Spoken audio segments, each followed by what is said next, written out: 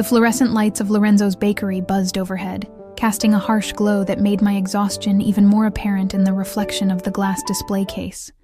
My fingers trembled slightly as I pulled my worn leather wallet from my purse, already knowing what I'd find inside. $15 and some change. Not even close to the 50 I needed. "I'm sorry, Ms. Reeves. I really am." Marco, the bakery owner, shifted uncomfortably behind the counter. His sympathetic eyes made this even worse. "I could maybe do a smaller cake? Something simple?" I swallowed hard, feeling the ache of defeat crawl up my throat. "No, it's okay. I need to cancel the order." My voice cracked on the last word. Jack was so specific about wanting Spider-Man. You know how 6-year-olds are. The truth hung heavy between us. I knew how 6-year-olds were, and Marco knew how single mothers struggling to make rent were. "Mommy promised a Spider-Man cake," I'd told Jack just last night as I tucked him in, his eyes wide with excitement. My son, with his missing front tooth and perpetual cowlick, who deserved so much more than broken promises and canceled birthday cakes.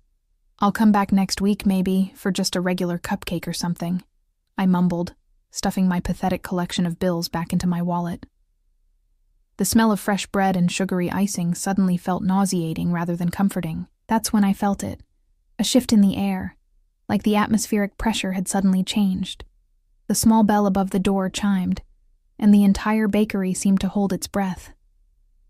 The first thing I noticed was the scent. Expensive cologne with notes of cedar and something darker, more primal. Then came the sound of Italian leather shoes against the tile floor, deliberate and unhurried. I didn't turn around immediately, too busy trying to blink back the humiliating tears that threatened to fall.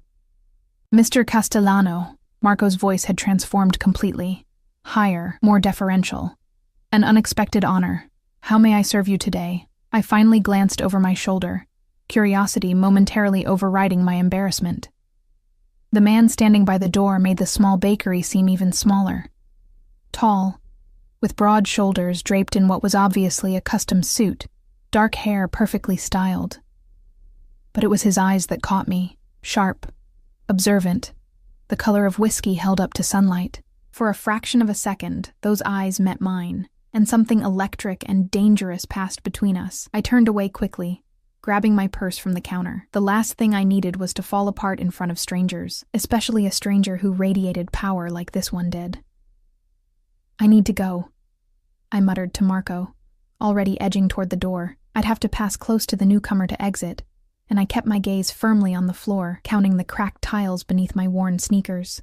But as I neared the door, a deep voice stopped me cold. "The Spider-Man cake. How much?" I froze, uncertain if he was speaking to me, but when I looked up, those amber eyes were fixed directly on my face. Something in his expression made my heart stutter. Intense, assessing. "It's not. I was just leaving," I stammered.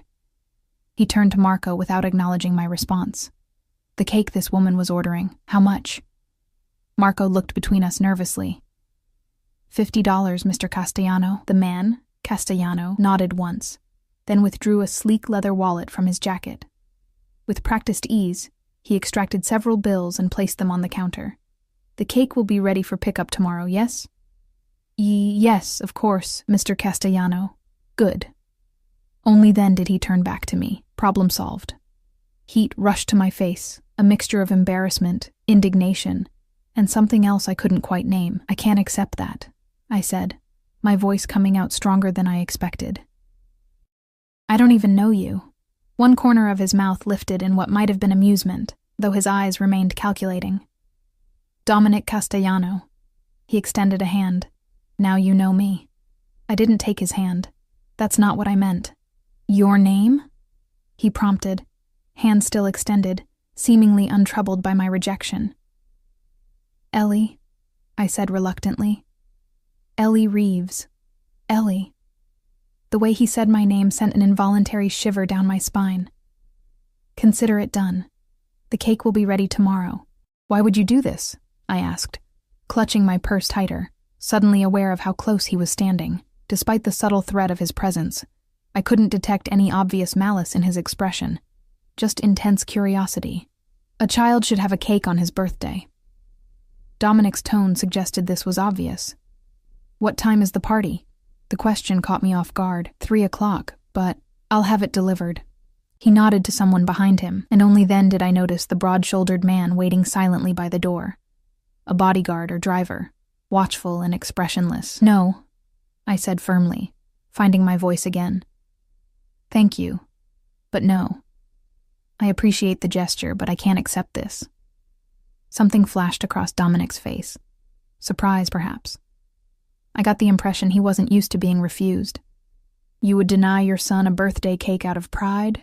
He asked, his voice lower now, almost intimate. The words struck like a physical blow. You don't know anything about my son, or me. I know enough. His eyes traveled over my face, lingering on the shadows under my eyes, the worry lines beginning to form between my brows. You work too hard. You're exhausted, and tomorrow is your son's birthday, but you can't afford his cake. Anger flared inside me, hot and defensive. I don't need your charity or your judgment. For the first time, a genuine smile touched his lips, transforming his face from merely handsome to something devastating. Not charity, Ellie Reeves. Consider it a favor. One you'll return someday. The implications of that statement hung in the air between us, loaded with meaning I couldn't fully decipher. Before I could form a response, he turned back to Marco. Make it special, he instructed. The best Spider-Man cake you've ever made. Then he looked at me again, and something in his gaze made me feel both seen and exposed. Until tomorrow, Ellie Reeves. The bell chimed again as he left, his silent companion following like a shadow. Through the window, I caught a glimpse of a sleek black car waiting at the curb, another man holding the door open. Then they were gone, leaving only the lingering scent of that intoxicating cologne. Marco let out an audible breath. Do you know Mr. Castellano? No, I said, still staring at the door. Who is he? Marco's expression changed, becoming guarded. He owns several businesses in the area. Very respected. Very influential. The careful choice of words told me everything I needed to know. I'd lived in this city long enough to understand what influential really meant. The elegant suit, the men flanking him, the way Marco had practically bowed.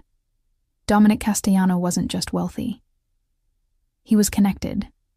I walked home in a daze, the late afternoon sun casting long shadows across the cracked sidewalk of our neighborhood. My apartment building loomed ahead, a shabby 5-story walk-up that had seen better days.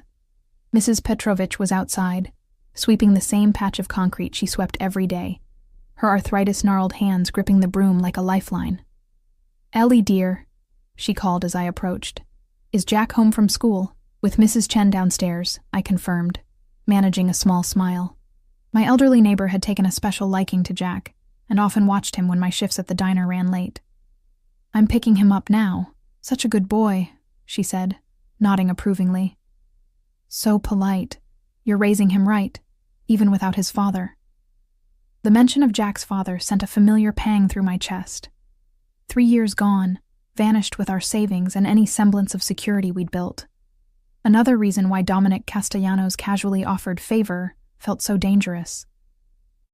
I'd learned the hard way that nothing comes without a price. I found Jack sprawled on Mrs. Chen's living room floor, carefully coloring what appeared to be a superhero of his own invention. Mommy, he exclaimed, jumping up to wrap his arms around my waist. Look what I made. He's even stronger than Spider-Man. Wow, I said, running my fingers through his soft brown hair. So like mine. He's amazing, baby. Mrs. Chen appeared from the kitchen, wiping her hands on a dish towel. He ate all his snack today. Very hungry boy. Thank you for watching him, I said, as I did every day. No trouble. Her kind eyes crinkled at the corners. Birthday tomorrow, yes? 6 years old? Jack bounced excitedly. Yeah. And we're having Spider-Man cake, right, Mom? The familiar weight of guilt pressed down on me. I opened my mouth, prepared to explain that plans had changed, that maybe we could do something special next weekend instead. But then I remembered Dominic Castellano's confident voice. "The cake will be ready tomorrow." "That's right, baby," I heard myself saying. "Spider-Man cake tomorrow." Jack's face lit up with such pure joy that my heart twisted painfully. What had I done? Accepted a favor from a man who radiated danger, who obviously expected something in return. All for a birthday cake. That night, after Jack was asleep, I sat at our tiny kitchen table, nursing a cup of tea gone cold. The apartment was quiet, except for the occasional rattle of the ancient radiator and the distant sounds of the city filtering through our thin windows. I'd picked up an extra shift at the diner for tomorrow evening, missing part of Jack's birthday, but earning enough to buy him the action figure he'd been eyeing for months. Just as I was about to head to bed, my phone buzzed with a text from an unknown number. "The cake will be delivered at 2:30. What's your address?" I stared at the screen, a chill running down my spine. How had Dominic Castellano gotten my number? I hadn't given it to him. I hadn't given it to Marco, either. My fingers hovered over the keyboard for a long moment before I typed back. "How did you get this number?" The response came immediately. "I have resources, Ellie. Address?" I debated ignoring him, blocking the number. But then I thought of Jack's face, the excitement in his eyes at the prospect of his Spider-Man cake. With a sigh of resignation, I sent him my address, then immediately regretted it. What kind of mother was I, giving our home address to a man who was clearly involved in something illegal, dangerous? A desperate one, apparently. As if sensing my thoughts, another text appeared. "Don't worry, just the cake, for now."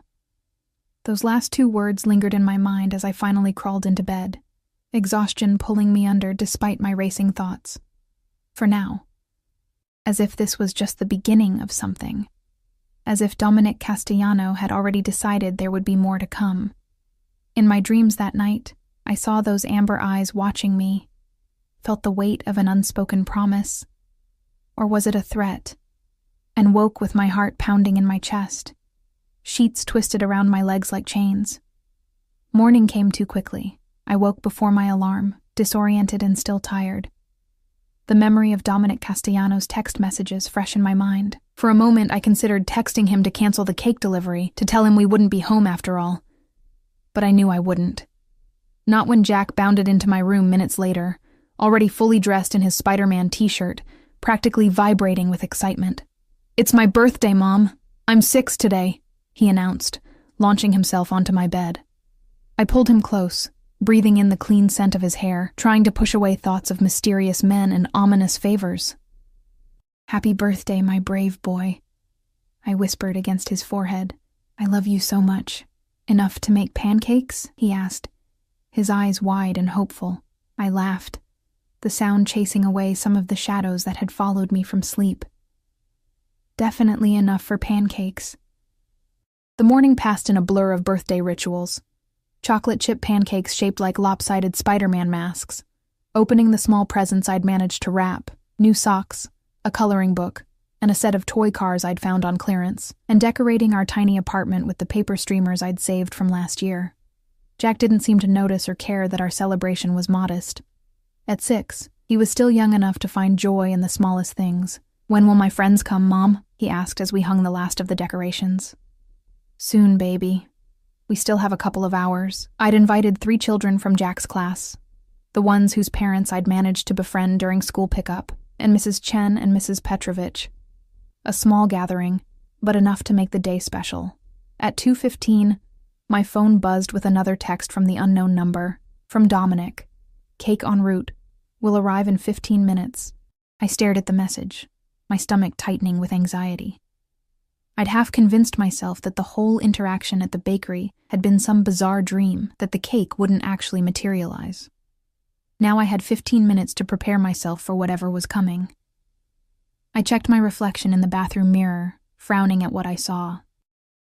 Dark circles under my eyes, hair hastily pulled back in a ponytail, wearing my least worn jeans and a simple blue blouse that had once been nice, but now showed signs of too many washes. I looked exactly like what I was. A tired, struggling single mother barely keeping her head above water. The doorbell rang at precisely 2:30. Jack ran to the door before I could stop him. But thankfully he'd been well trained never to open it without me. "Is it my friend's mom?" Is it time for my party? His eyes were bright with anticipation. Let's see, I said, trying to keep my voice light as I approached the door. I expected to see one of Dominic's intimidating associates, maybe the silent man who'd been at the bakery. Instead, when I opened the door, I found myself face to face with Dominic Castellano himself. He stood in our dingy hallway looking impossibly out of place, like a movie star who'd accidentally wandered onto the wrong set. The dark suit he wore today was even more impeccable than yesterday's, his crisp white shirt making the golden tone of his skin more pronounced. In his hands was a large white bakery box. "Ellie," he said, my name like smoke in his mouth. His eyes moved past me to where Jack was half hiding behind my legs. Something in his expression softened almost imperceptibly. And this must be the birthday boy. Jack peered up at him with undisguised curiosity. "Are you the cake man?" A smile tugged at the corner of Dominic's mouth, transforming his face in a way that made my breath catch. "Yes," he said simply. "I'm the cake man." I found my voice at last. "You didn't have to deliver it yourself." I wanted to. His eyes locked with mine, and I felt that same electric current from the bakery, a silent communication I couldn't fully decipher. "May I come in?" Every instinct screamed that allowing Dominic Castellano into our home was a terrible idea, but with him standing there and Jack watching expectantly, refusal felt impossible. I stepped aside. "Thank you," I said as he entered, forcing the words past the tightness in my throat. "For the cake, I mean." He looked around our apartment, taking in the shabby furniture, the faded wallpaper, the paper streamers and handmade "Happy Birthday, Jack" sign I'd hung on the wall. I felt exposed, vulnerable in a way that had nothing to do with physical danger. "Spider-Man, huh?" Dominic said to Jack, who was still watching him with fascination. Jack nodded enthusiastically. "He's the best. He can climb walls and shoot webs and fight bad guys." "Sounds impressive," Dominic replied, and I was surprised by the genuine warmth in his tone. He set the cake box carefully on our small kitchen table, then reached into his jacket pocket. "I brought something else for the birthday boy, if that's all right with your mother." He glanced at me, a question in his eyes. I hesitated, then nodded cautiously. From his pocket, Dominic produced a small, exquisitely wrapped package. "Happy birthday, Jack."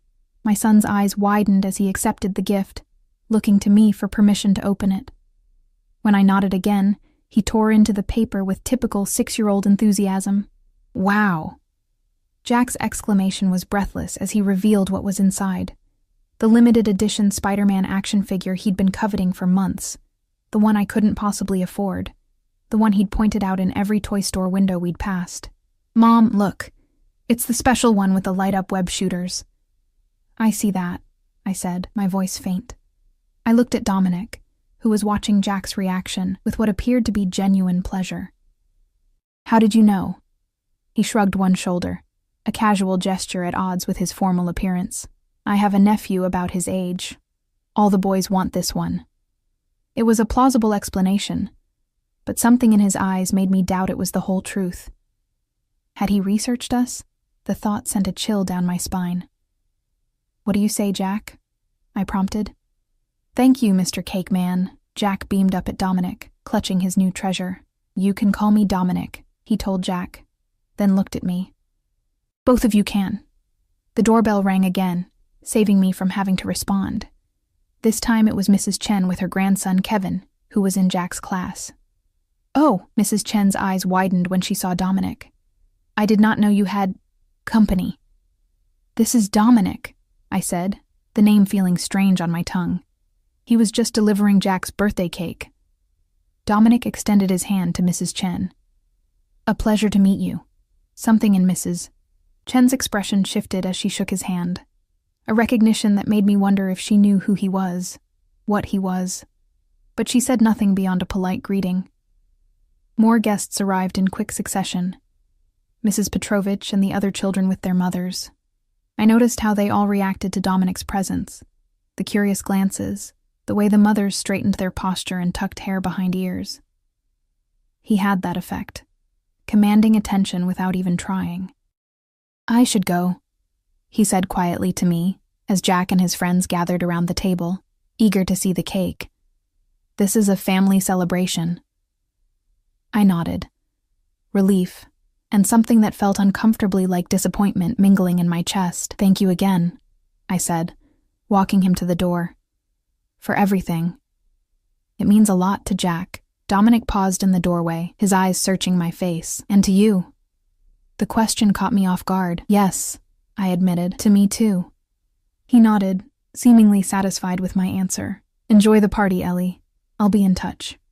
The casual certainty of those last words followed me back into the apartment, where the children were now clamoring to see inside the cake box. With slightly trembling hands, I lifted the lid to reveal what was inside. The cake took my breath away. It wasn't just a Spider-Man cake. It was a work of art. 3 tiers of perfect fondant, with Spider-Man perched on top in a dynamic pose, the cityscape of New York spreading across the base. It was the kind of cake you'd see in a high-end bakery window or a celebrity's Instagram post, not something you'd expect from a local bakery for a 6-year-old's birthday party. "Mommy, it's the best cake ever." Jack's eyes were saucer-wide, his face glowing with happiness. As the party progressed, cake eaten, games played, presents opened, I found myself repeatedly glancing at the door, half expecting to see Dominic standing there. But he didn't return, and eventually I forced myself to focus on Jack and his special day. By the time the last guest left, Jack was sugar-crashed on the couch, surrounded by his new treasures, the Spider-Man action figure still clutched in his hand even as he dozed.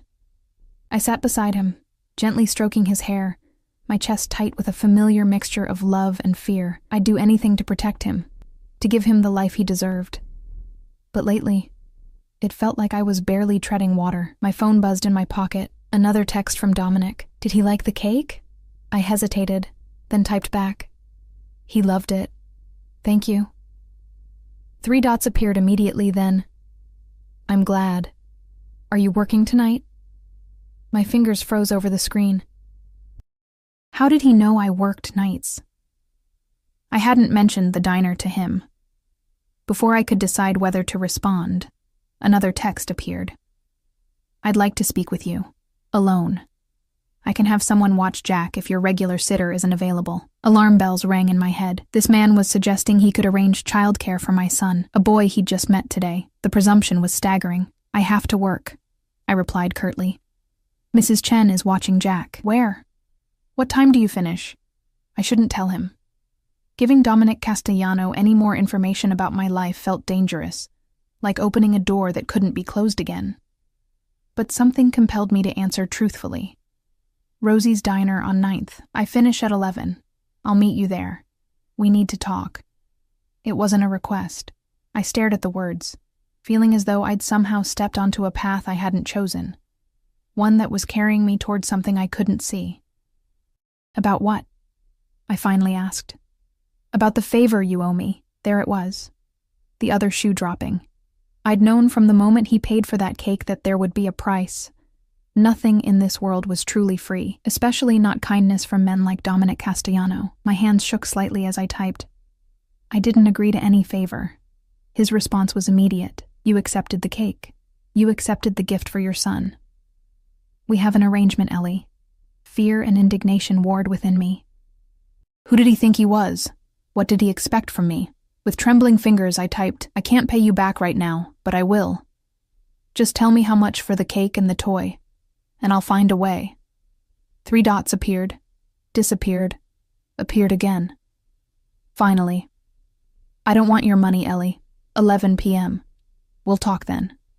I didn't respond, unsure what to say, how to extract myself from whatever this was becoming. After a few minutes, one final text came through. "Happy birthday to Jack. He's a lucky boy to have a mother who cares so much."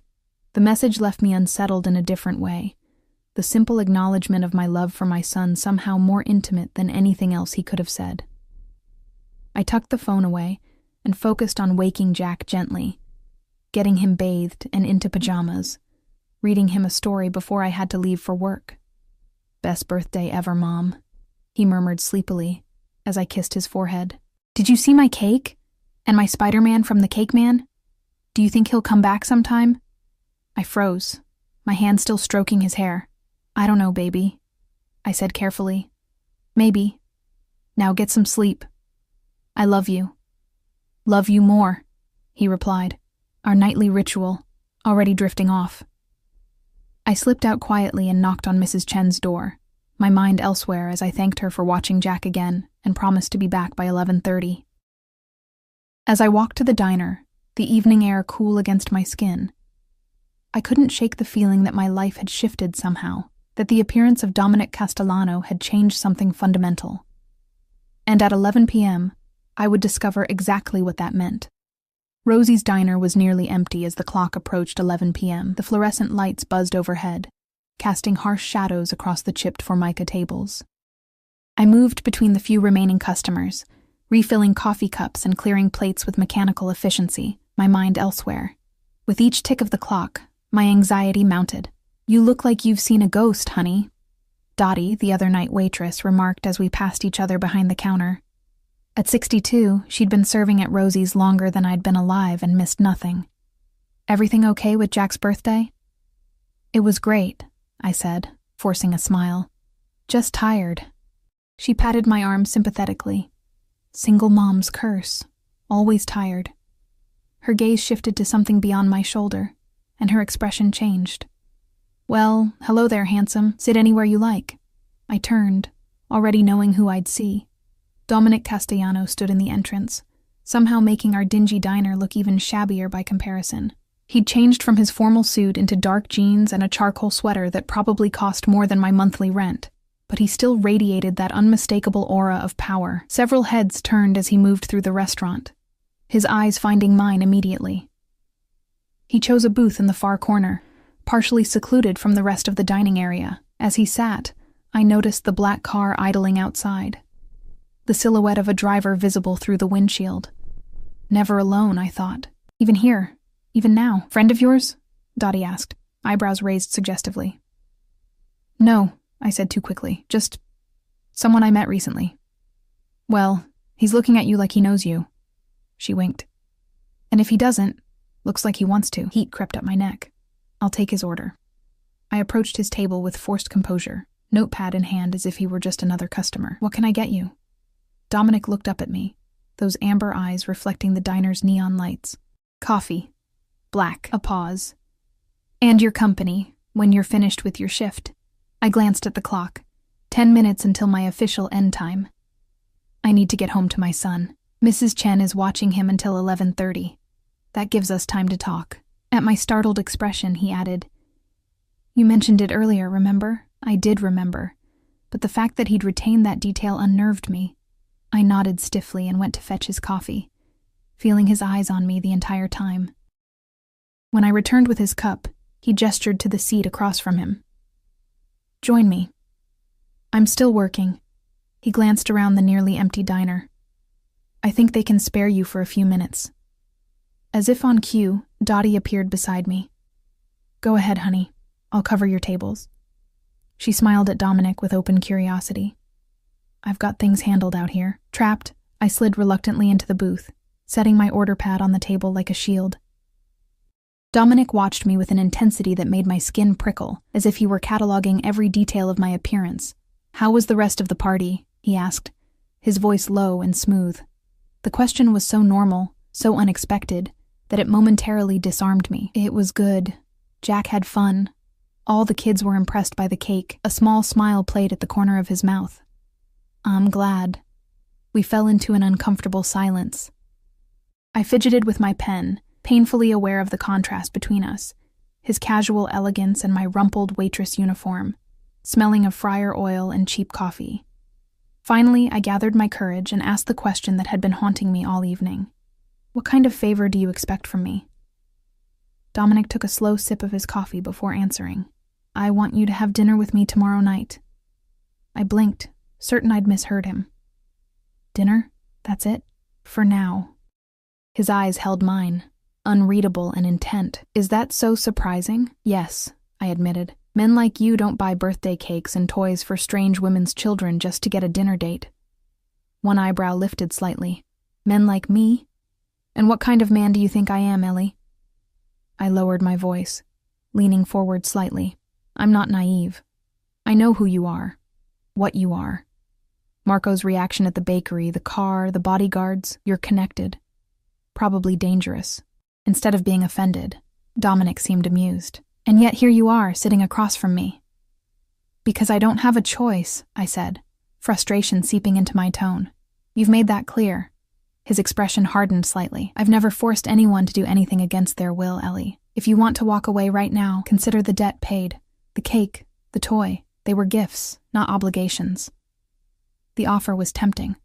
I could get up, finish my shift, and never see Dominic Castellano again. But something kept me rooted to my seat, curiosity perhaps, or something more dangerous. Why me? I asked finally. Why did you help us yesterday? You don't know me. Dominic was silent for a long moment, his fingers lightly tracing the rim of his coffee cup. When he finally spoke, his voice was softer. I was 7 when my mother left us. My father, my sister, and me. She couldn't handle my father's business. The life. He paused. My birthday was 2 weeks after she left. My father was too angry, too bitter to remember. No cake, no celebration. The confession startled me. It was too personal, too vulnerable from a man who seemed carved from stone. I'm sorry, I said quietly. That must have been painful. He shrugged, but the casual gesture didn't match the intensity in his eyes. When I saw you in that bakery, trying to cancel your son's cake, it triggered something. A memory. I acted on impulse. And now? I asked. What is this? What do you really want from me? Right now? Just dinner. He leaned forward slightly. I find you intriguing, Ellie Reeves.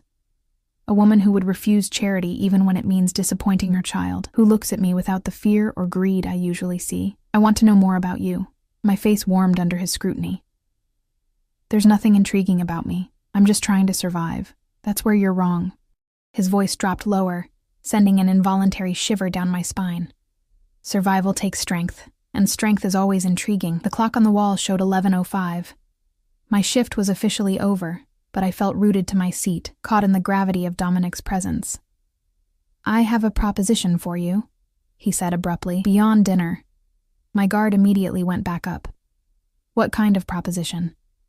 I need someone I can trust at one of my legitimate businesses, my restaurant Castellanos. The hostess position just opened up. Hours from 5 to 11, Tuesday through Saturday.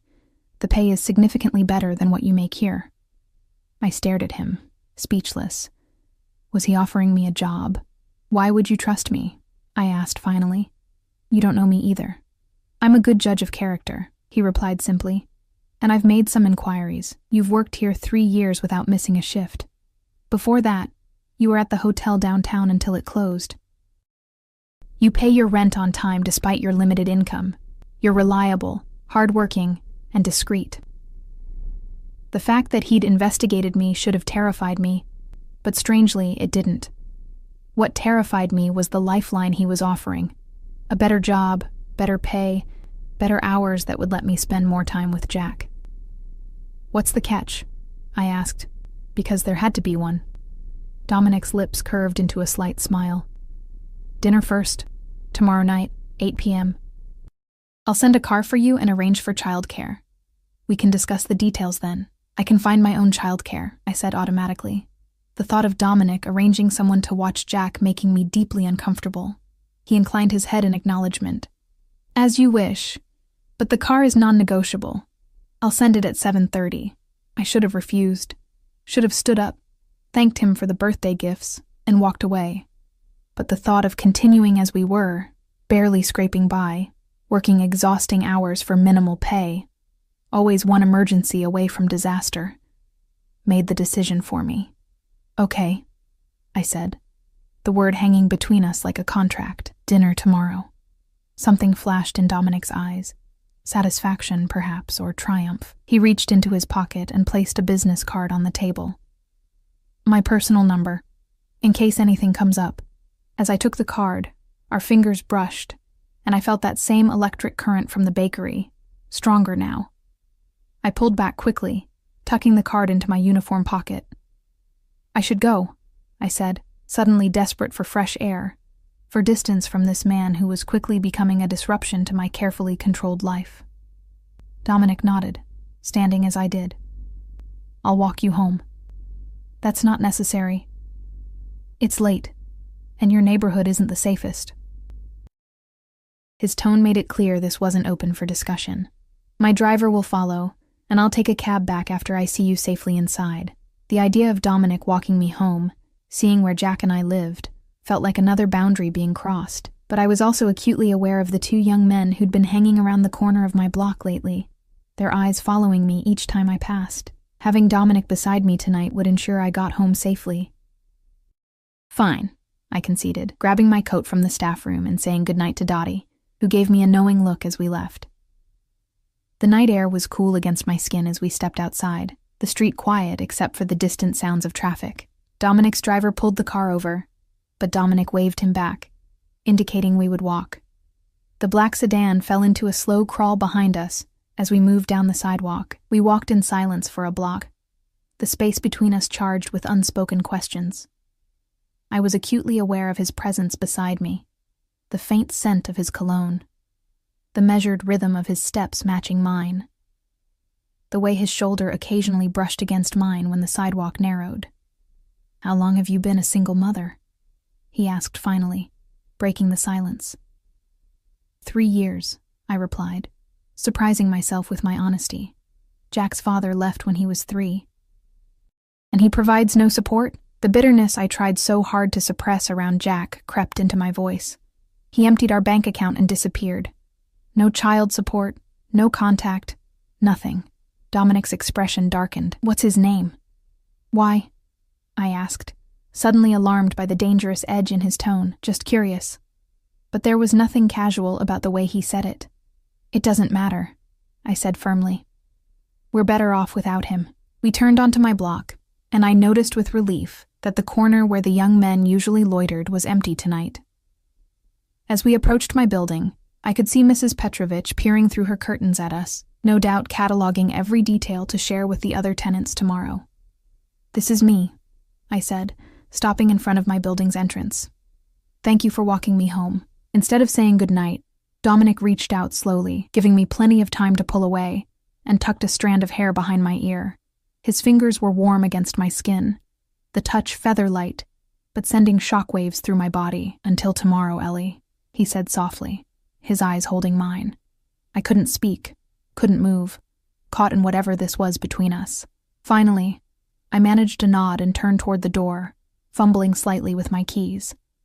I could feel his eyes on me as I entered the building, and only when the door closed behind me did I release the breath I'd been holding. Mrs. Chen was dozing on my couch when I entered my apartment, Jack asleep in his room down the hall. She woke immediately, blinking up at me. You're home, she said, gathering her things. Jack went to sleep quickly, still tired from party. Thank you for staying with him, I said, walking her to the door. How much do I owe you tonight? She waved me off. No charge. Birthday present for Jack. I tried to protest, but she was already heading down the hall to her own apartment. With a sigh, I locked the door and leaned against it, my mind racing. What had I gotten myself into? Dinner with Dominic Castellano tomorrow night. Possibly a new job at his restaurant. It was moving too fast, spinning out of control. And yet, I couldn't deny the flutter of excitement beneath my anxiety. The dangerous thrill of being seen, truly seen, by someone like him. I checked on Jack before getting ready for bed, standing in his doorway and watching the gentle rise and fall of his chest. He'd fallen asleep clutching the Spider-Man action figure Dominic had given him. My brave, beautiful boy, who deserved so much more than I could give him on my own. Was that why I'd agreed to dinner? Not because of any attraction to Dominic, but because of what he could offer Jack. Better opportunities, security, stability. I wasn't sure I could trust my own motivations anymore. All I knew was that tomorrow night would change everything, for better or worse. And despite all my instincts screaming caution, I was going to meet Dominic Castellano for dinner and hear what he had to propose. As I crawled into bed, my phone buzzed with a text. Home safe? I stared at the message, wondering how many women had received similar texts from him over the years. How many had found themselves unexpectedly drawn into his orbit, unable or unwilling to escape. Yes. Thank you for walking me home. His response came immediately. Sleep well, Ellie. Dream of better days ahead. I set the phone aside, but his words followed me into sleep. Better days ahead. It was a promise I desperately wanted to believe, even if it came from the most dangerous man I'd ever met. The next day passed in a blur of mundane tasks and mounting anxiety. I took Jack to school, cleaned our apartment, did laundry at the coin-operated machines in the basement, all while Dominic's dinner invitation loomed like a storm on the horizon. By late afternoon, I was standing in front of my closet, staring at the pitiful selection of clothes with growing despair. What did one wear to dinner with a Mafia boss? I had exactly one dress that could be considered appropriate for a nice restaurant. A simple black wrap dress I'd bought years ago for job interviews. It was modest and slightly dated, but it was the best I had. Mrs. Petrovich had eagerly agreed to watch Jack for the evening, her eyes sparkling with barely contained curiosity when I mentioned I had a dinner engagement. I'd been deliberately vague about who I was meeting, but the way she kept glancing at her window, which had a clear view of the street, told me she was hoping for another glimpse of the handsome stranger who'd walked me home last night. Don't worry about time, she'd insisted. Jack can sleep in my apartment if you are very late. The suggestive tone made my face burn, but I'd thanked her and promised I wouldn't be out all night. At 6:45, I stood in front of my bathroom mirror, critically assessing my appearance. I'd applied a light layer of makeup, mascara, blush, a touch of neutral eyeshadow, and the only lipstick I owned, a soft rose color. My hair fell in loose waves around my shoulders, still damp from the shower. The black dress hugged my figure more than I remembered, revealing curves that my usual uniform of jeans and t-shirts concealed. "Mom, you look pretty," Jack said from the doorway, his head tilted to one side. "Are you going on a date?" The innocent question made me freeze. "No, sweetie, just dinner with a friend." "Is it the cake man?" he asked, his eyes lighting up. "Dominic?" I knelt down to his level, smoothing his unruly hair. "Yes, actually. How did you guess?" Jack shrugged with a child's simple logic. "You're wearing lipstick, and you smile different when you talk about him." I blinked, startled by my son's perception. Had I been smiling when I mentioned Dominic? "It's just a thank you dinner," I explained carefully. "For the cake and your Spider-Man. Can I come next time?" Jack asked, clutching the action figure that had barely left his hands since yesterday. "We'll see," I said noncommittally. "Now, be good for Mrs. Petrovich, okay? I've packed your pajamas and toothbrush in case you fall asleep there." "I know, Mom." He rolled his eyes with the exaggerated patience of a child who thinks they're being treated like a baby. "I'm 6 now. I'm big," I laughed, pulling him into a tight hug. "Yes, you are. The biggest." At precisely 7:30, my phone buzzed with a text. "Car is downstairs." I took a deep breath, grabbed my purse, and walked Jack next door to Mrs. Petrovich's apartment. After a final kiss on his forehead and a promise to be back before he knew it, I made my way down the stairs on trembling legs.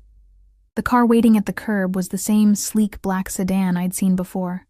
As I approached, the driver, a different man than the one who'd accompanied Dominic to the bakery, stepped out and opened the rear door for me. "Ms. Reeves," he said with a respectful nod. "Mr. Castellano is expecting you." The interior of the car was luxurious, the leather seats soft and spotless. As we pulled away from the curb, I caught a glimpse of Mrs. Petrovich's curtains twitching, her silhouette visible behind the glass. By tomorrow, the entire building would know I'd left in a fancy car with a handsome stranger. We drove in silence through the city, moving from my rundown neighborhood into increasingly affluent areas. When we finally stopped, it was in front of a restaurant I'd only ever heard about, Bella Luna, one of the most exclusive Italian establishments in the city, where reservations were reportedly booked months in advance. "Mr. Castellano is waiting inside," the driver informed me as he opened my door. "The maitre d' will show you to his table." I stepped out of the car, suddenly acutely aware of my worn black heels and simple dress. The restaurant's facade was elegant but understated, a discreet brass plaque, the only indication of the exclusivity within. Taking a deep breath, I pushed open the heavy door and stepped inside. The interior was a study in refined luxury, dim lighting from crystal chandeliers, white tablecloths, fine china, and the soft murmur of conversation, punctuated by the occasional clink of glasses. The maitre d', an older man with salt and pepper hair and an impeccable suit, approached me immediately. "Ms. Reeves?" When I nodded, he gave me a warm smile. "Mr. Castellano is expecting you. Please, follow me." He led me through the main dining area, where I felt the curious gazes of other diners following us. I kept my chin up, fighting the insecurity that threatened to overwhelm me. Dominic was seated at a corner table, partially secluded by an ornate wooden screen. He rose as I approached, and my breath caught in my throat. He wore a tailored navy suit that emphasized the breadth of his shoulders, a crisp white shirt open at the collar, no tie. The formal attire should have created distance, but instead, it only emphasized his raw physicality. "Ellie," he said, his voice like warm whiskey in the dim light, "you look beautiful." The compliment, delivered with such sincerity, sent heat rushing to my face. "Thank you," I managed, as the maitre d' pulled out my chair. Dominic waited until I was seated before taking his own seat again.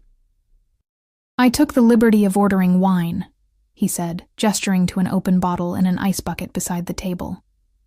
"A Barolo from my family's region in Italy. But if you'd prefer something else, wine is fine," I said, though alcohol was a luxury I rarely indulged in. I watched as he poured a deep red liquid into my glass, the movement of his hands graceful and controlled. "To new beginnings," he said, raising his glass slightly. I hesitated before touching my glass to his. "Is that what this is?" His eyes met mine over the rim of his glass. "That depends on you." The wine was rich and complex, unlike anything I'd ever tasted. I set my glass down carefully, determined to keep my wits about me. "You mentioned a job offer." A smile tugged at the corner of his mouth. "Straight to business. I admire that." He leaned back slightly in his chair. "As I mentioned, the hostess position at Castellanos is available, 5 to 11, Tuesday through Saturday. The base salary is significantly higher than what you make at the diner, plus you'd receive a share of the tips." He named a figure that made me nearly choke on my wine, almost triple what I currently earned. "That's very generous," I said cautiously. "Too generous for a hostess position." "The restaurant does exceptionally well," he replied with a casual shrug, "and I value loyalty and discretion." "Which brings me back to my question from last night," I said, meeting his gaze directly. "Why me? Why offer this to someone you barely know?" Dominic studied me for a moment, his amber eyes unreadable in the dim light. "I told you. I'm a good judge of character. There has to be more to it than that." He took another sip of wine, considering his words carefully. "When I was a child, after my mother left, a woman named Sophia worked as our housekeeper. She was a single mother too, struggling to raise her son on her own. My father paid her well, but more importantly, he respected her, gave her dignity in her work." He paused. "She was the only adult in my life who showed me consistent kindness during those years." The personal revelation surprised me again. It seemed at odds with the powerful, dangerous man sitting across from me. "What happened to her?" I asked softly. "She worked for my family until her son finished college. Then my father helped them start a small business of their own." A genuine smile touched his lips. "They still send a Christmas card every year." I wanted to believe this story, wanted to believe there was compassion beneath Dominic's intimidating exterior. But years of hard lessons had taught me to be wary of men offering salvation. "And that's all this is?" I pressed. "You offering me a better job out of the goodness of your heart, because I remind you of your housekeeper?" Something flashed in his eyes, irritation, perhaps, or amusement at my persistence. "Not quite." He leaned forward slightly. "You intrigue me, Ellie. Your strength, your independence. The way you look at me without flinching, without the fear or obsequiousness I've grown accustomed to." His voice dropped lower. "And yes, I find you attractive. Very attractive. But the job offer stands regardless of how you respond to that attraction." The blunt admission sent a rush of heat through me that had nothing to do with the wine. No man had looked at me the way Dominic did in years, like I was desirable, fascinating, worthy of pursuit. I have a son, I said, as if he might have forgotten this crucial detail. He's my priority, always. As he should be, Dominic agreed. I respect that. The hours at Castellanos would actually give you more time with him than your current schedule. You'd be home during the day while he's at school, and Mrs. Chen could watch him in the evenings. You'd have Sundays and Mondays off completely. He'd thought of everything, considered my life and its complications, found solutions that addressed my concerns before I could even voice them. It was simultaneously thoughtful and unnerving. What about the restaurant's other owner? I asked. Your father? A shadow crossed Dominic's face. My father passed away 2 years ago. I'm the sole owner now. I'm sorry for your loss, I said automatically. He acknowledged the sentiment with a slight incline of his head. The restaurant is mine, as are several other legitimate businesses in the city. Whatever else you may have heard about me or my family, I keep those enterprises separate and above board. The implicit confirmation of his criminal connections should have sent me running for the door. Instead, I found myself asking, and what exactly would my responsibilities be, beyond the normal hostess duties? Nothing sinister, if that's what you're concerned about. His lips curved into a half-smile. Greet guests, manage reservations, ensure the dining experience runs smoothly. The only additional requirement is absolute discretion about the other patrons. Many of our regulars value their privacy. In other words, don't gossip about which city officials or celebrities might be dining with which companions. It seemed reasonable enough. When would you need an answer? I asked, buying myself time to think. Tonight would be preferable, he said. The position needs to be filled quickly. The waiter appeared then with our first course, a delicate arrangement of prosciutto, figs, and aged cheese that made my mouth water.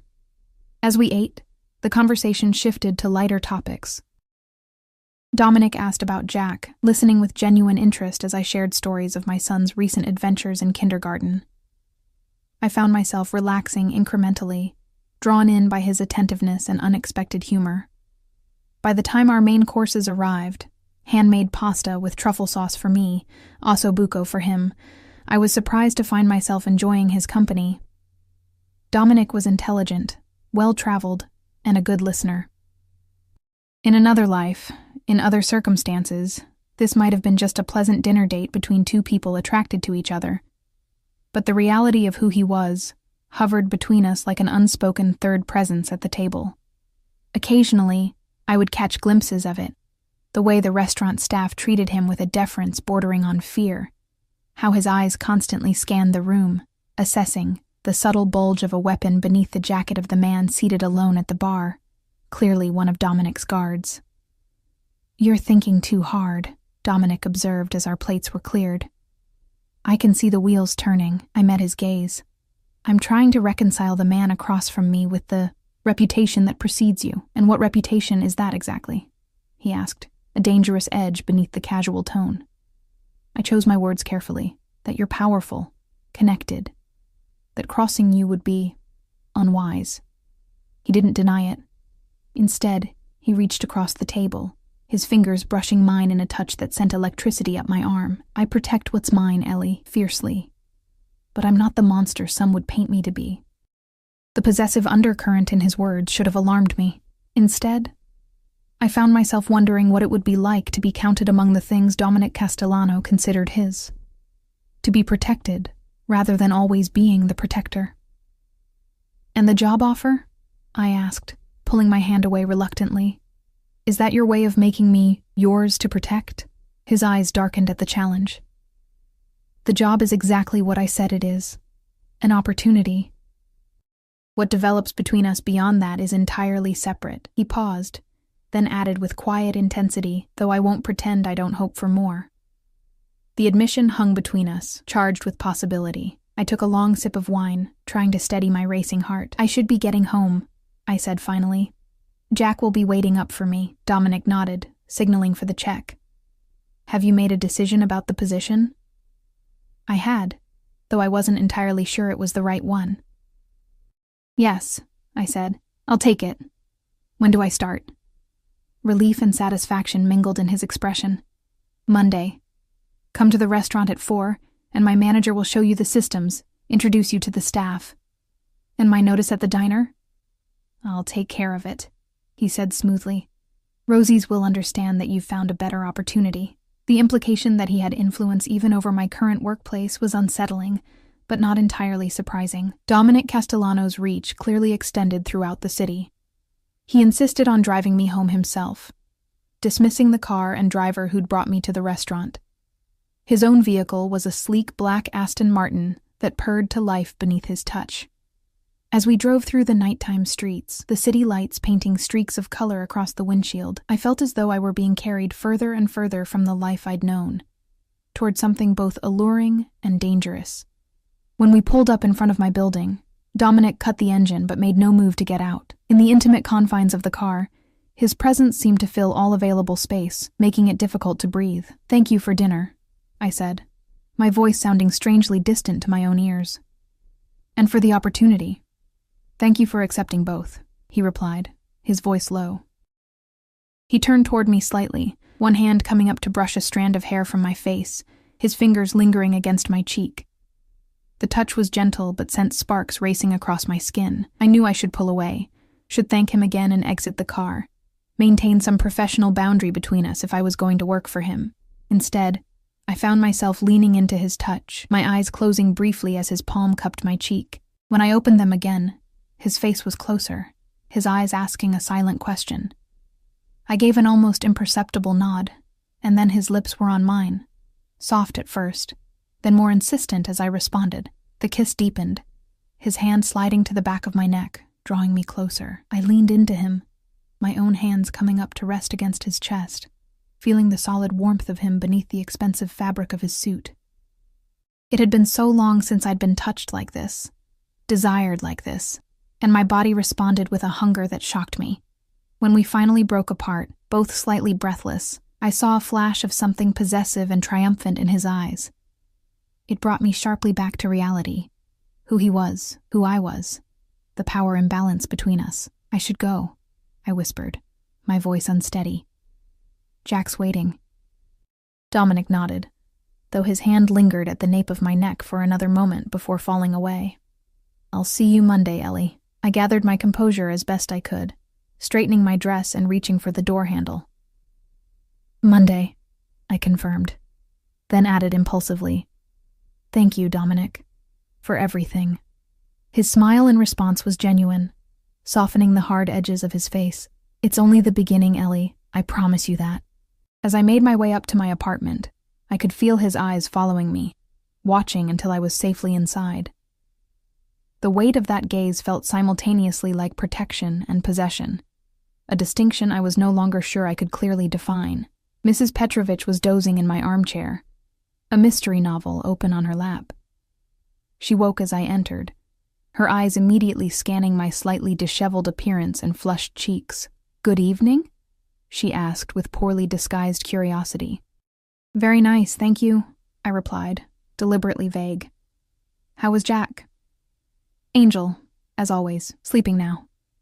She gathered her things, eyes still assessing me. "Your friend? He is very handsome man. Important man, yes?" "Yes," I admitted, seeing no point in denying what she'd clearly already determined. "He's offered me a job at his restaurant." Her eyes widened with interest. "Better than diner?" "Much better." She patted my arm approvingly. "Good. You work too hard for too little." At the door, she paused. "Be careful, Ellie. Men like that, powerful men, they take what they want." I forced a smile. "I'll be fine, Mrs. Petrovich. But thank you for your concern."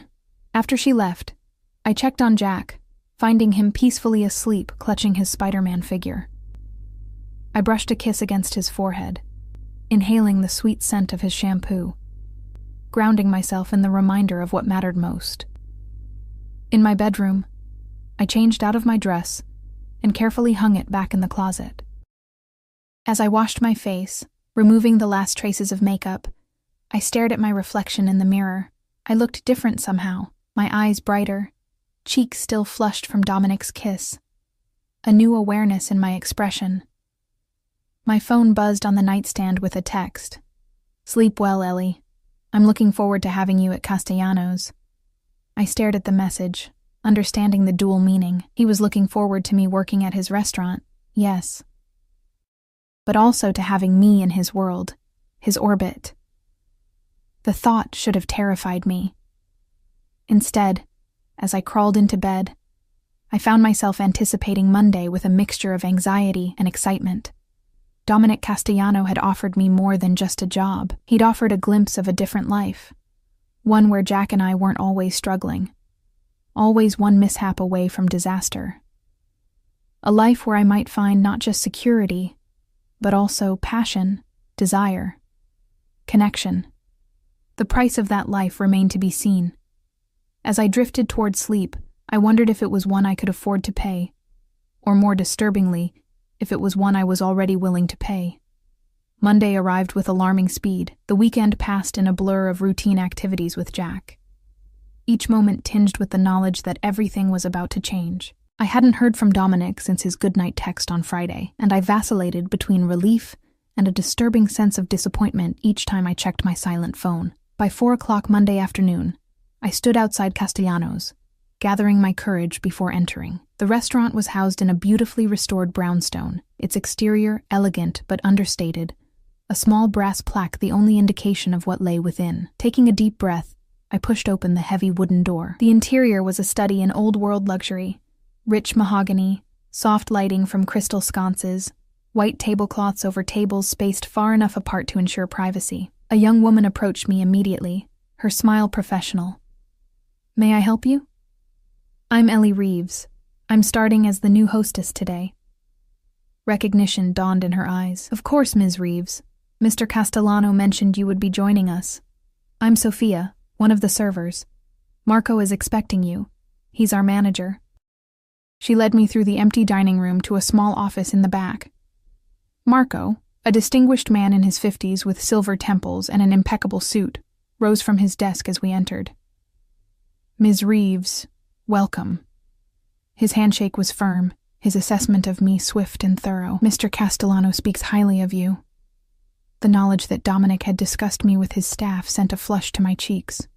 "Thank you. I'm looking forward to learning the ropes." "Sophia will show you the reservation system and explain your duties," Marco said. "The uniform is simple.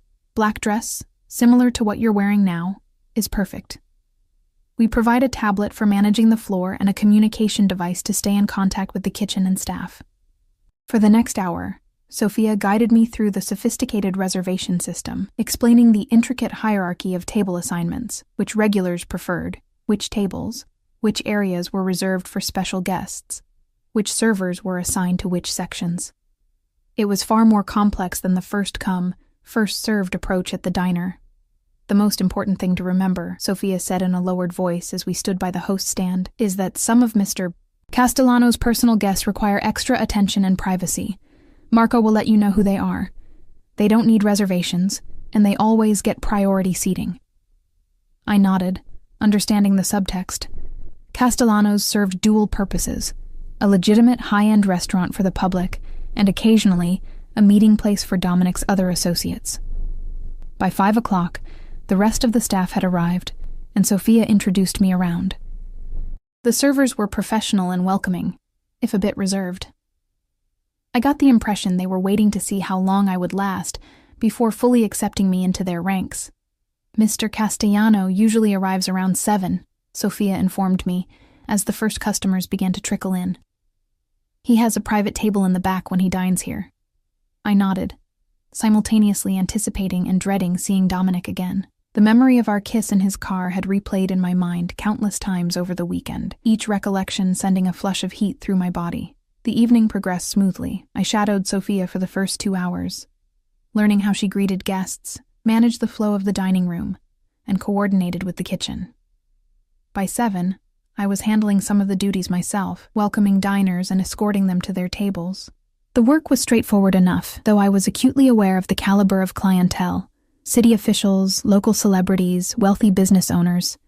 A stark contrast to the working-class customers at Rosie's diner. At precisely 7:15, the atmosphere in the restaurant shifted subtly. Staff members straightened, conversations quieted, and all eyes drifted toward the entrance. I turned to see Dominic standing in the doorway, his presence commanding attention without effort. He wore another impeccable suit, this one charcoal gray, his hair perfectly styled, his expression inscrutable as his eyes scanned the room, finally landing on me. I forced my professional smile to remain in place as he approached the host stand, though my heart was hammering against my ribs. "Mr. Castellano," I greeted him, proud of how steady my voice sounded. "Good evening." His lips curved into a slight smile, his eyes warming as they held mine. "Ms. Reeves, how is your first night going?" "Very well, thank you. Sophia has been an excellent guide." He nodded approvingly. "I'll be in my usual table tonight. I have guests arriving at 8. I'll make sure everything is prepared," I promised. He lingered a moment longer than necessary, his eyes conveying messages that his professional demeanor couldn't. Then, with a slight nod, he moved toward the back of the restaurant, several staff members nodding deferentially as he passed. Sophia appeared at my elbow. "He likes you," she whispered. I kept my expression neutral. "He's just checking on the new employee." She gave me a knowing look, but said nothing more. The evening progressed at a steady pace. At 8, Dominic's guests arrived. 3 serious-looking men in expensive suits who were immediately escorted to his private table. I noticed that servers approached the table less frequently than others, giving them space for what appeared to be an intense conversation. At 10:30, as the dinner service began winding down, Marco approached me. "Mr. Castellano would like to see you in his office before you leave tonight." My stomach tightened with a mixture of anticipation and anxiety. Of course. The last hour of my shift passed in a blur of final reservations and departing guests. By 11:15, the dining room was empty except for a few lingering couples. Sophia squeezed my arm as she prepared to leave. "You did great tonight," she said with genuine warmth. "See you tomorrow?" I nodded, returning her smile. "Definitely." Marco gestured toward a hallway beyond the private dining area. "Mr. Castellano's office is at the end. He's expecting you." The hallway was dimly lit, the thick carpet muffling my footsteps as I approached the door at the end. I took a deep breath before knocking softly. "Come in," Dominic's voice called from within. His office was surprisingly understated. A large desk of dark wood, comfortable leather chairs, walls lined with bookshelves. A small bar occupied one corner, crystal decanters catching the light from the desk lamp. Dominic stood as I entered, coming around the desk to greet me. "Ellie," he said, his voice warmer now that we were alone. "How was your first night?" "Good," I replied honestly. "Your staff is very professional, and the systems are straightforward enough to learn." "And were you comfortable? No issues?" I shook my head. "None. Everyone was helpful." He gestured to a chair. "Please, sit. Would you like a drink? You must be tired." "Just water, thank you," I said, lowering myself into the chair. My feet were aching after hours in heels, a reminder of how different this job was from waitressing. Dominic poured water for me, and an amber liquid I assumed was whiskey for himself. As he handed me the glass, his fingers brushed mine deliberately, sending that now familiar current of electricity up my arm. "You fit in well here," he said, leaning against his desk rather than returning to his chair, his position placing him close enough that I could detect the subtle scent of his cologne. "Marco was impressed with how quickly you adapted." "Thank you." I took a sip of water, using the moment to compose myself. "I'm grateful for the opportunity." His eyes studied me with an intensity that made my skin warm. "How is Jack adjusting to your new schedule?" The question surprised me. I hadn't expected him to bring up my son so immediately. "He's fine. Mrs. Chen picked him up from school and will watch him until I get home." He was excited about my fancy new job, as he called it. A smile touched Dominic's lips. "Smart kid. He takes after his mother." The compliment hung in the air between us, charged with meaning I wasn't sure I was ready to acknowledge. "Dominic," I began hesitantly. "I need to be clear about something." He raised an eyebrow, waiting. I took a deep breath. "I appreciate this job, more than I can express, but I need to establish some boundaries if this is going to work. Whatever is developing between us personally can't interfere with my professional position here." His expression gave away nothing. "What exactly are you worried about, Ellie?" "That other staff will think I received special treatment," I said carefully. or that my continued employment depends on personal factors. Understanding dawned in his eyes. You think I would fire you if you refused my advances? Put so bluntly, it sounded both calculating and insulting. I didn't mean— Yes, you did, he interrupted, but his tone remained mild. And it's a reasonable concern, given the power imbalance between us. He set his glass down and moved to sit in the chair beside me, bringing us to eye level. So, let me be perfectly clear.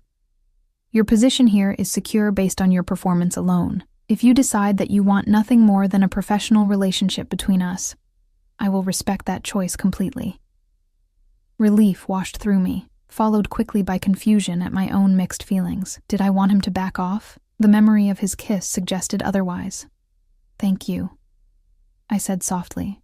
I have Jack to consider, and this job means financial security we haven't had in years. Dominic nodded. I understand. He paused, then added in a lower tone, but I won't pretend I'm not attracted to you, Ellie. Or that I don't want to pursue whatever this is between us. I just won't make it a condition of your employment. The honesty was disarming. Most men would have either become defensive or immediately backed away. Dominic did neither, instead, acknowledging both the reality of our situation and his own desires. I don't know what I want, I admitted, surprising myself with the confession. This is all happening so fast. He smiled slightly. Then we take it slow, get to know each other, see where it leads. I nodded, relief mingling with a strange disappointment. I should get home to Jack, of course.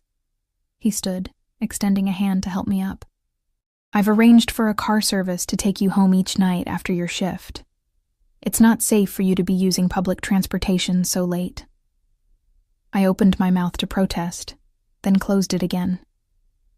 The subway at this hour was indeed risky, and I couldn't afford regular taxis.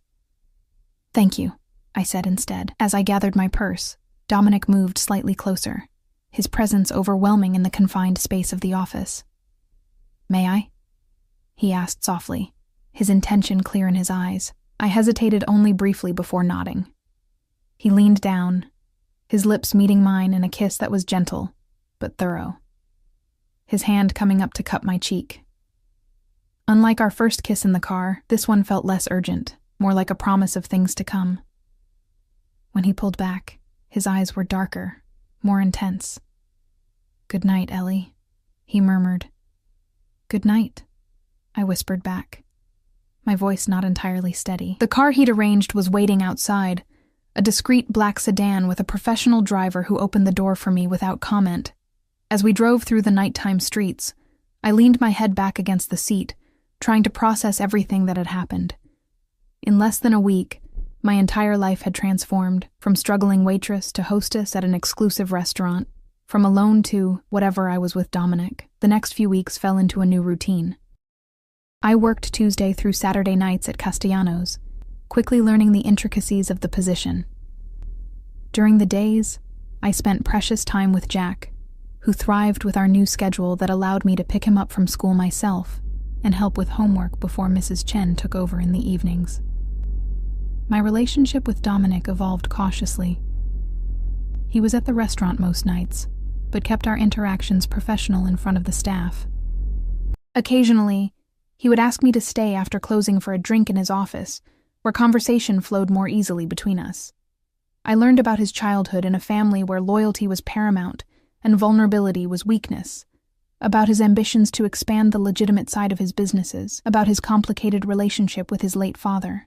In turn, I shared stories of my life with Jack, my dreams for his future, even painful memories of his father's betrayal.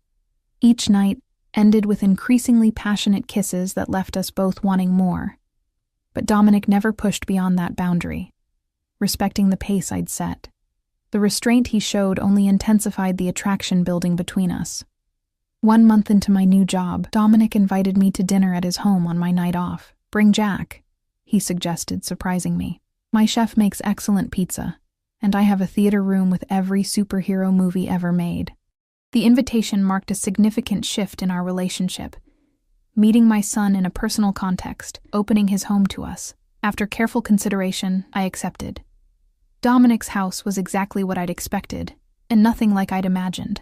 The security was extensive, a gated entrance with armed guards, surveillance cameras, a long driveway leading to a sprawling mansion set on manicured grounds. But inside, rather than the cold opulence I'd anticipated, I found warmth.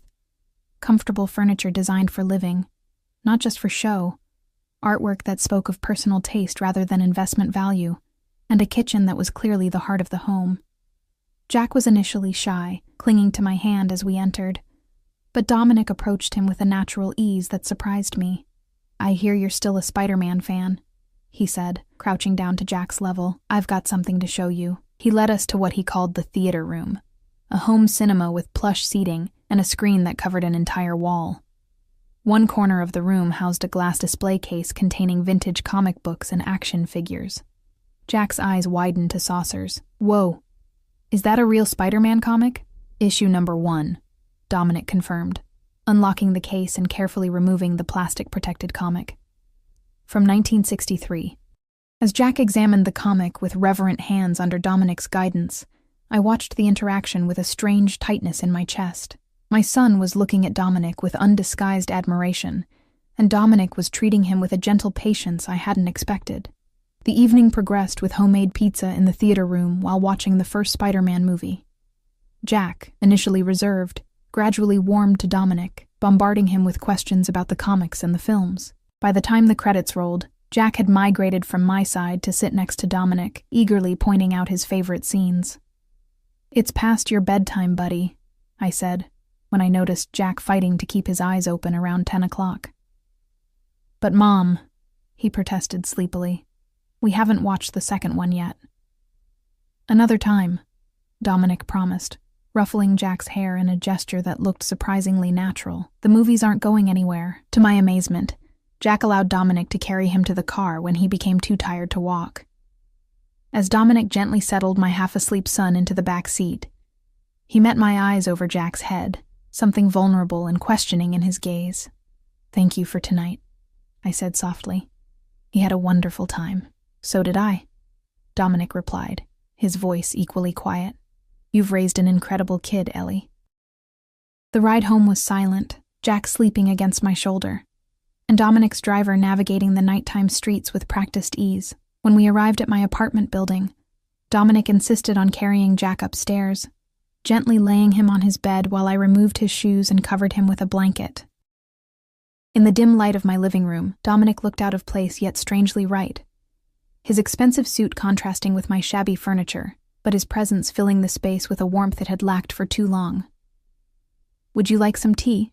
I offered, suddenly reluctant for the evening to end. "I'd like that," he said, loosening his tie and taking a seat on my worn couch. As I moved around the small kitchen, preparing 2 cups of tea, I felt his eyes following me. When I returned to the living room, he accepted the cup with a smile that transformed his usually serious face. "You're not what I expected, Dominic Castellano," I said, settling beside him on the couch. "What did you expect?" he asked, genuine curiosity in his tone. I considered my answer carefully. Someone colder, more calculating, less human. He chuckled, the sound rich and rare. "And what am I instead?" "Complicated," I said honestly. "You're someone who pays for a little boy's birthday cake 1 minute and intimidates powerful men the next. You run businesses I probably don't want to know the details of, but you also remember what kind of superhero my son likes and treat him with real kindness." Dominic set his cup down on the coffee table, turning toward me fully. "The world isn't black and white, Ellie. I learned that lesson early. My father built his empire through fear and violence. I've tried to be more selective in how I use power." "But you still use it," I pointed out quietly. "Yes." He didn't deny it or make excuses. "I protect what's mine. I honor my obligations. I don't hurt the innocent." He paused. "But I'm not a good man, not by conventional standards. I won't pretend otherwise." The honesty was stark, almost brutal, but I appreciated it more than false reassurances would have been. "And what am I to you?" I asked, the question that had been haunting me for weeks finally finding voice. "What is this between us?" Dominic reached out, taking my hand in his, his thumb tracing gentle circles on my palm. "Something I didn't expect," he admitted. "I was intrigued by you from the moment I saw you in that bakery, your pride, your love for your son, your refusal to accept charity, even when it would have been easier." His eyes held mine, intense and unwavering. "But now, it's more than intrigue, Ellie. I care about you, about Jack. I want you both in my life." The admission hung in the air between us, weighted with implications neither of us had fully explored. Being in Dominic Castellano's life meant more than just a relationship. It meant entering his world completely, with all its complexity and danger. "I'm scared," I confessed, my voice barely above a whisper. "Not of you, but of what this could mean for Jack. For me." "You should be," he said, surprising me with his candor. "My world isn't safe, Ellie, but I swear to you, I would do everything in my power to keep you and Jack protected." I believed him. That was the most frightening part. I truly believed that this man, with his dangerous connections and complicated morality, would move heaven and earth to protect us if we became his. "I need time," I said finally, "to be sure this is right for Jack." "For me," Dominic nodded, lifting my hand to press a kiss against my palm, the gesture startlingly tender. "Take all the time you need. I'm not going anywhere." But time, as it turned out, wasn't on our side. 3 days later, as I was preparing to leave for work, there was a sharp knock at my apartment door. When I opened it, I found 2 uniformed police officers standing in the hallway. "Ellie Reeves?" the older officer asked, his expression grave. "Yes," I replied, a chill of foreboding washing over me. "What's wrong?" "We need to speak with you regarding your employment at Castellano's restaurant," he said. "May we come in?" I stepped aside numbly, allowing them into my small living room. Jack was at Mrs. Chen's for the afternoon, thankfully. "What is this about?" I asked, my voice steadier than I felt. The younger officer remained standing while his partner took a seat on my couch. "Ms. Reeves, we're investigating Dominic Castellano for money laundering, racketeering, and other organized crime activities. We have reason to believe the restaurant is being used to clean illegal funds." The room seemed to tilt slightly. "I just work there as a hostess," I said carefully. "I've only been employed there for a month." "We understand that," the officer replied. "But we also have information suggesting your relationship with Castellano may be personal in nature." Heat rushed to my face. "My personal life isn't relevant to whatever investigation you're conducting." "It is if Castellano is using you," the younger officer interjected, "setting you up as a patsy if things go south." Anger flared within me. "That's absurd. I know nothing about the financial operations of the restaurant." The seated officer leaned forward. "Ms. Reeves, we're not here to accuse you of anything. In fact, we believe you may be an unwitting participant in Castellano's operations. We're here to offer you protection and an opportunity." "What opportunity?" I asked, though I already knew the answer. "Become an informant," he said bluntly. "Wear a wire. Give us access to Castellano's office. In exchange, we ensure your complete immunity from any charges, plus relocation and new identities for you and your son when it's over." The suggestion hit me like a physical blow.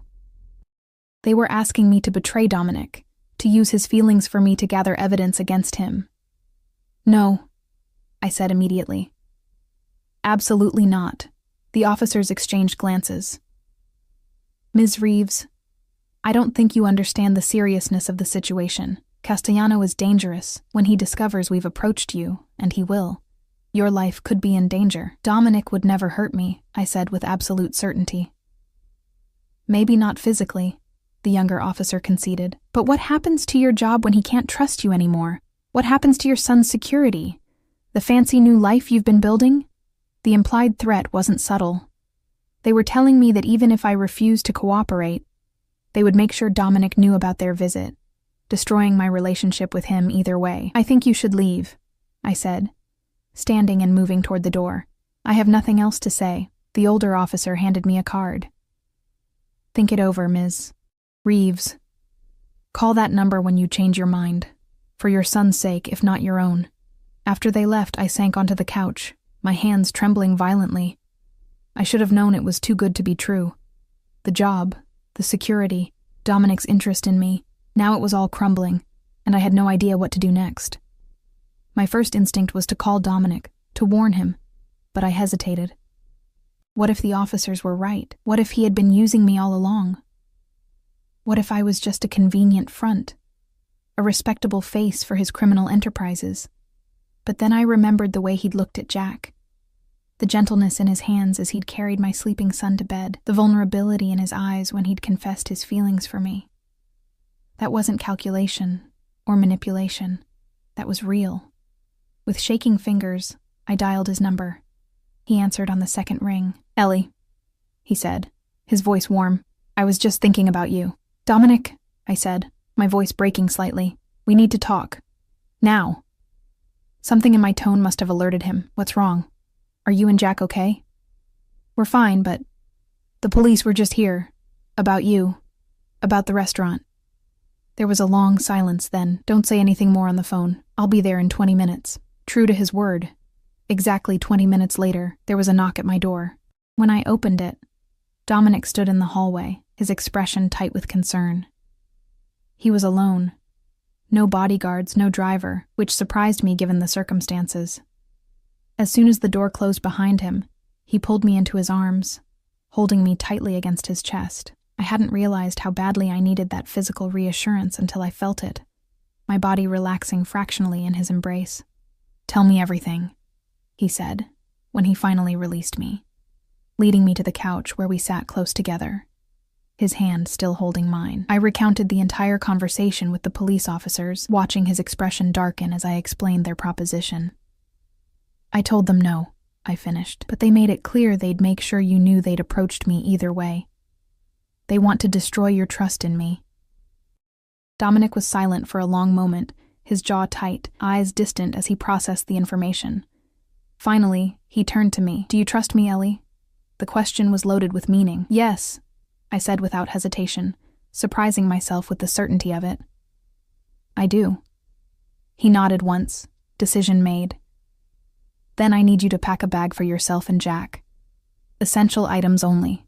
We need to leave immediately." Alarm flickered through me. "Leave? Where are we going?" "Somewhere safe," he said, already pulling out his phone. "The police showing up here means they're moving on their investigation. My sources inside the department haven't warned me, which means this is coming from federal level, FBI most likely. We need to get ahead of this." My mind raced with implications. "Jack is at Mrs. Chen's. I need to get him." "I'll send someone you trust," Dominic said, already dialing. "Marco from the restaurant. He'll bring Jack to us directly." As Dominic made arrangements in rapid-fire Italian, I moved mechanically to my bedroom, pulling out a duffel bag and filling it with clothes, toiletries, Jack's medications, and his favorite Spider-Man toy. My hands shook as I packed, the reality of what was happening finally sinking in. I was choosing Dominic, choosing to trust him completely, to place not just my safety but Jack's in his hands. When I returned to the living room, Dominic was ending his call. "Marco will be at Mrs. Chen's in 10 minutes. He'll tell her there's a family emergency, and you've sent him to collect Jack. He'll meet us at the safe house." "Safe house," I repeated numbly. "This is really happening." Dominic crossed to me, taking my face in his hands. "Ellie, listen to me. I can protect you and Jack, but only if you do exactly as I say. Do you understand?" I nodded. "I understand. This won't be forever," he promised. "Just until I can resolve the situation." I have contingency plans for this exact scenario. Of course he did, I thought. A man in his position would always have escape routes planned. We left through the service entrance of my building, avoiding the main lobby where cameras might record our departure. Dominic's car, not his usual Aston Martin but a nondescript sedan, was waiting in the alley behind the building. The driver, a man I recognized as one of his security team, nodded once as we approached. As we drove through the city, taking a circuitous route to avoid potential surveillance, I felt strangely calm. I had made my choice, not just to trust Dominic, but to align myself with him completely. There was no going back now. The safe house turned out to be a luxurious apartment in a high-security building across town. Marco was already there with Jack, who looked confused but excited by what had been described to him as a surprise adventure. "Mom," he exclaimed when we entered, running to hug me. Marco says we're staying in a special place for a while, like a vacation. I forced a smile, kneeling to his level. That's right, baby. We're going to be staying somewhere new for a little bit. An adventure with Dominic. Jack's eyes lit up. Like at his movie theater? Will we watch more Spider-Man? Absolutely, Dominic promised, his hand resting reassuringly on Jack's shoulder. We'll have movie nights and whatever else you want. As Marco and the security team secured the apartment, Dominic led us on a tour. 3 bedrooms, a spacious living area, a fully stocked kitchen. It was comfortable, luxurious even. But I couldn't shake the knowledge that it was also a cage, gilded though it might be. After getting Jack settled with a movie in the living room, Dominic pulled me into the master bedroom, closing the door behind us. I need to go out for a few hours, he said, his voice low. To meet with my lawyers and handle some arrangements. You'll be safe here. There are men I trust with my life guarding this building. Fear gripped me again. When will you be back? Before morning, he promised. And then we'll talk about our next steps. He paused, his eyes searching mine. I'm sorry to have pulled you into this, Ellie. This isn't what I wanted for you and Jack. I made my choice, I said firmly. I chose you, Dominic. I just need to know one thing, anything. Are they right? About the money laundering through the restaurant? He didn't hesitate. Yes. The admission was stark, unapologetic. But not in the way they think. I've been working to separate my legitimate businesses from the family's other interests.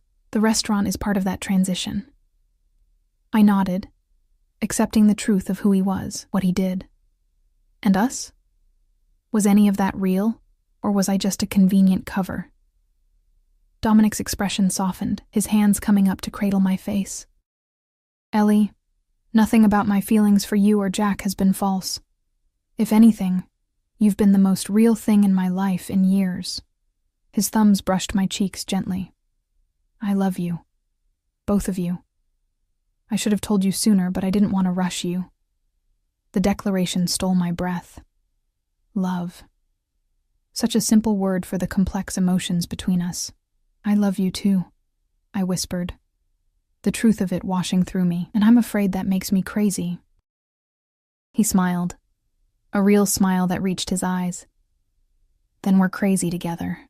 He kissed me deeply, pouring everything he couldn't say into the connection between us. When he finally pulled back, his expression had turned serious again. I'll fix this, Ellie. I promise. After Dominic left, I spent the evening with Jack, maintaining a facade of normalcy as we watched movies, ordered pizza, and explored our temporary home. When he finally fell asleep in one of the guest bedrooms, I sat in the living room alone, staring out at the city lights, wondering how my life had led me to this moment. It was nearly 3 a.m. when I heard the front door open. I turned to see Dominic entering, looking exhausted but determined. He came to me immediately, sitting beside me on the couch and taking my hands in his. It's handled, he said simply. My lawyers have been in contact with the federal prosecutor. We've reached an agreement. What kind of agreement? I asked, almost afraid to hear the answer. I'm going to testify against several higher-level figures in exchange for immunity on the lesser charges, he explained. It means dismantling parts of my family's organization, but it also means a fresh start for all of us. The implications were staggering. You're turning state's witness? Isn't that dangerous? Extremely, he admitted. Which is why we'll be entering witness protection afterward. New identities, new location, new life. He squeezed my hands gently. I know it's a lot to ask, but I want you and Jack to come with me. To be my family. My heart stuttered in my chest. Your family? Dominic reached into his pocket and withdrew a small velvet box. I had this with me the night we had dinner at my house. I've been carrying it ever since, waiting for the right moment. He opened the box to reveal a stunning diamond ring. I know the timing is terrible, and I'm asking you to give up everything. Your home, your identity, to be with me. But I love you, Ellie. I love Jack. And I want to build a life with you both. Tears welled in my eyes as I looked at the ring, at this man who had transformed my life in just a few short weeks. You want to marry me? More than anything, he said softly. Not just for protection or convenience, but because I can't imagine my life without you in it anymore. In that moment, I saw our future unfold before me. A new beginning, far from here, where Dominic would no longer be a feared mafia boss but simply a man, my husband, Jack's stepfather. A normal life, or as normal as it could be given the circumstances. "Yes," I whispered, my decision made. "Yes, I'll marry you." His face transformed with a joy I'd never seen in him before, vulnerability and hope replacing the guarded calculation I'd grown accustomed to. He slipped the ring onto my finger, a perfect fit, before pulling me into his arms. "I'll keep you both safe," he promised against my hair, "whatever it takes." "I know you will," I said, believing it completely. 6 months later, in a small ceremony attended only by federal marshals as witnesses, I became Ellie Castellano. 2 days after that, we boarded a private plane to our new home, a coastal town thousands of miles away where no one knew us, where Dominic Romano, his new identity, was simply a successful restaurant consultant, his criminal past erased from all records. Jack, now going by a new name as well, adapted to our new life with the resilience of childhood, quickly making friends at his new school, and thriving under the constant presence of a father figure who adored him. The first time he called Dominic Dad, I saw tears in my husband's eyes, the final wall around his heart crumbling completely. Our house by the sea became a true home, filled with laughter and love. Dominic used his business acumen to open a small restaurant that quickly became the town's favorite, while I discovered a talent for interior design, eventually starting my own modest business. Sometimes, in quiet moments when Dominic thought I wasn't watching, I'd catch a faraway look in his eyes, remembering his old life, perhaps, or the power he'd wielded. But it never lasted long, always replaced by contentment when he looked at Jack playing in the yard, or at me across the dinner table. One evening, as we sat on our porch watching the sunset over the ocean, Jack asleep inside after an exhausting day of swimming, Dominic turned to me. "Do you ever regret it?" he asked softly. "Giving up everything for this life with me?" I thought about the question seriously, about all we'd left behind, my humble apartment, his empire, our identities. Then I looked at our beautiful home, thought of our son sleeping peacefully inside, and the man beside me who had risked everything for a chance at redemption. "Never," I said honestly, taking his hand in mine. "I didn't give up anything that matters. Everything I need is right here." He smiled, that rare, genuine smile that still made my heart race, and pulled me close. As the last rays of sunlight painted the sky in shades of gold and crimson, I realized that sometimes love arrives in the most unexpected packages, even in the form of a mafia boss who buys a birthday cake for a little boy he doesn't know, setting in motion a chain of events that leads to the kind of happiness I'd stopped believing was possible. And I wouldn't change a single moment of it.